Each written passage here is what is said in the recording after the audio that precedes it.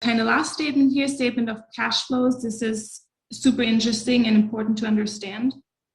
So a couple of things to point out here. Again, this is for period. So for the years ended September 26, 2020.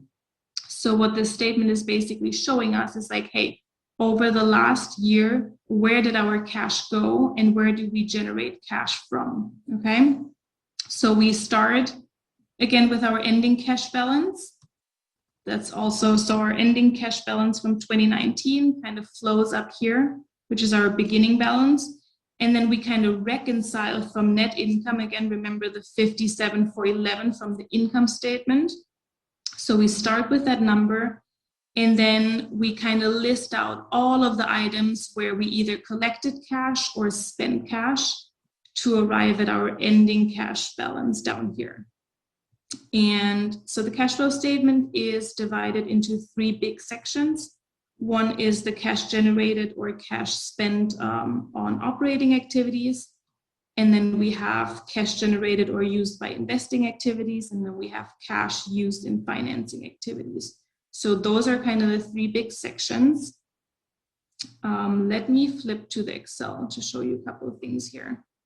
I typically don't do any sort of like ratio analysis on the cash flow statement, but I do think there are a couple of things that are important to point out. So again, here we have the 57,411 net income that's flowing from the income statement into the cash flow statement. And then here we're listing out all of the cash flows that are related to the operating activities of the company, right?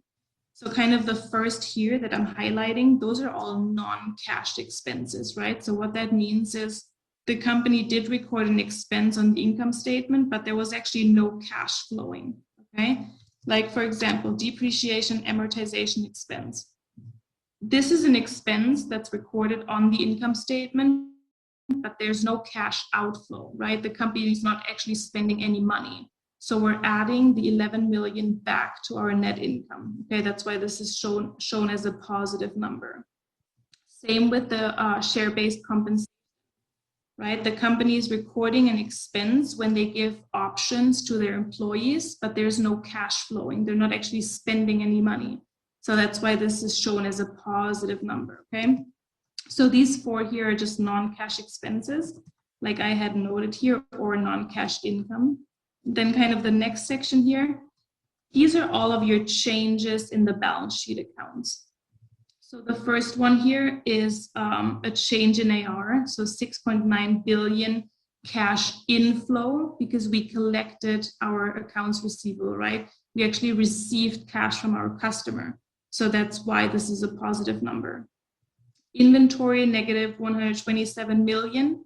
What does that tell us? It's a cash outflow. We're spending money because we bought inventory. Similar, the vendor non-trade receivables, it's a positive number, 1.5 billion, because we collected on our receivables. We collected cash. And then other current assets, negative 9.5 billion.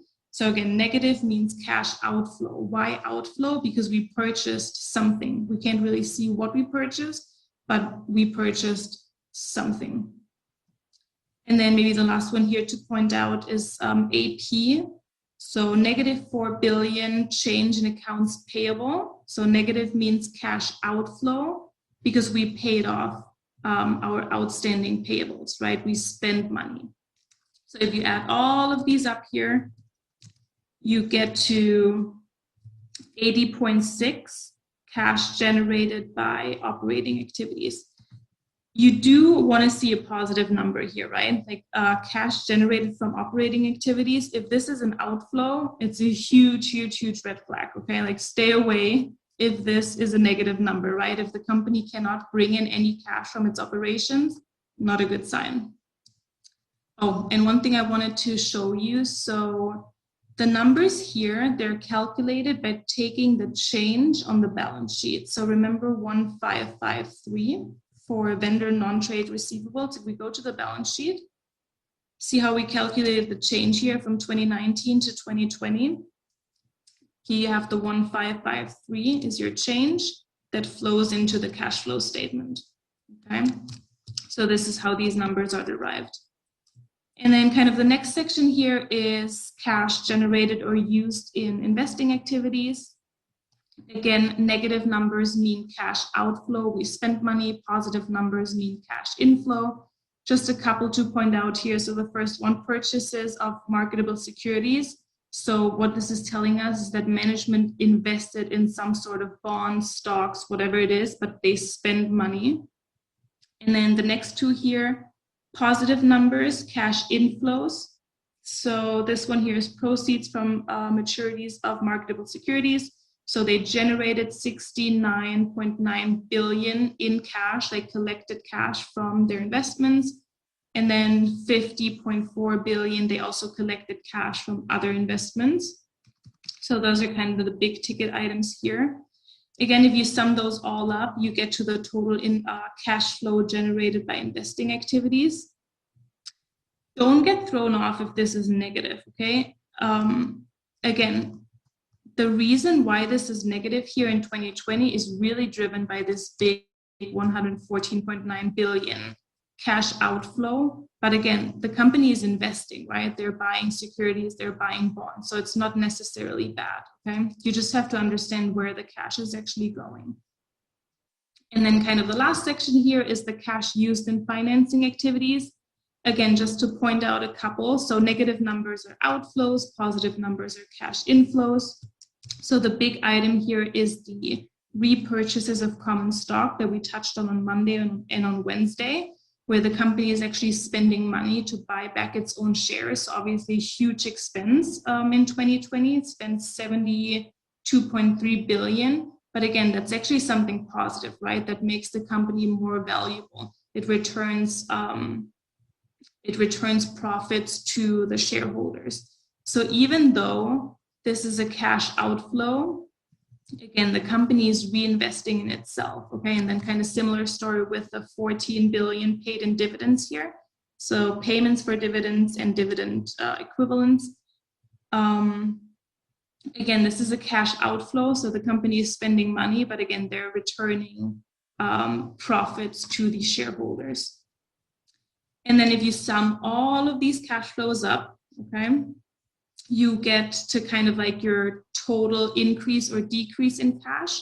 So you see in 2019, there was a cash inflow. In 2018, there was a cash inflow. 2019, there was a cash inflow. And then 2020, there was actually a cash outflow, net cash outflow, driven by these big dividend payments and then the stock repurchases. And that just gets you to your ending cash balance, which again, the ending cash balance flows back into the balance sheet. One thing I did want to point out, so if you look at the ending cash balance, 39,789, if we go to the balance sheet, you only see 38 million, right? So that doesn't really tie. And the reason why it doesn't tie is, I will show you on the PDF here. If we flip to page 41 quickly. Okay, here it is. So this is kind of a reconciliation of cash.